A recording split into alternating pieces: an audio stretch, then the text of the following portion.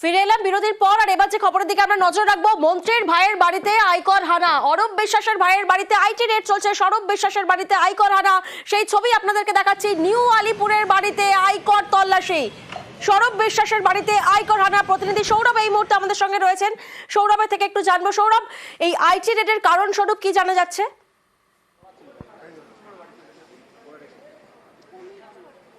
একেবারেই দেখো, নিউ আলিপুরের শাহপুর কলোনির যে বাড়ি রয়েছে সেই বাড়িতেই তোমাকে ছবিটা দেখাবো। সেই বাড়িতেই কিন্তু ইনকাম ট্যাক্সের আধিকারিকরা সাত সকালে এসে পৌঁছেছেন কেন্দ্র বাহিনী জওয়ানদেরকে সঙ্গে করে নিয়ে। এবং শুধু তাই নয়, তার যে পার্টি অফিস রয়েছে সেখানেও কিন্তু একযোগে অভিযান চালাচ্ছে ইনকাম ট্যাক্স।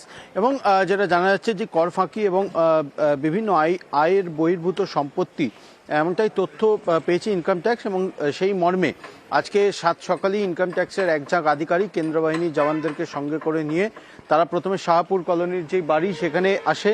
এবং শুধু তাই নয়, নিউ আলিপুরে তার যে পার্টি অফিস রয়েছে সেখানেও কিন্তু তল্লাশি অভিযান চালায় ইনকাম ট্যাক্সের আধিকারিকরা। এবং প্রায় কয়েক ঘন্টা অতিক্রান্ত হয়ে গেলেও এখনও পর্যন্ত কিন্তু আয়করের দফতরের যারা আধিকারিকরা তারা কিন্তু তল্লাশি অভিযান চালাচ্ছেন। মূলত যেটা জানা যাচ্ছে সূত্র মারফত, যে স্বরূপ বিশ্বাসের যে বিভিন্ন ব্যাংক অ্যাকাউন্ট রয়েছে সেই সমস্ত ব্যাংক অ্যাকাউন্টের যে ডিটেলস সেগুলো কিন্তু ইনকাম ট্যাক্সের আধিকারিকরা তারা সেগুলি সংগ্রহ করবেন। এবং বিভিন্ন ট্রানজ্যাকশন, বিভিন্ন স্টেটমেন্ট ধরে ধরে সেগুলো কিন্তু তারা ইনভেস্টিগেশন করবে, এমনটা কিন্তু জানা যাচ্ছে। অর্থাৎ বিভিন্ন যে কাগজ রয়েছে, ট্যাক্সের কাগজ সহ যে বিভিন্ন ইনকাম ট্যাক্স সংক্রান্ত যে বিষয়গুলি রয়েছে, তার প্যান কার্ড, প্যান নাম্বার থেকে যে বিভিন্ন তথ্য উঠে আসা, সেগুলো কিন্তু তদন্ত করবে ইনকাম ট্যাক্সের আধিকারিকরা।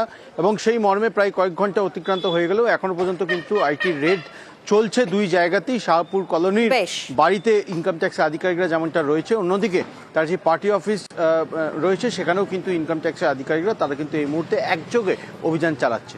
বেশ।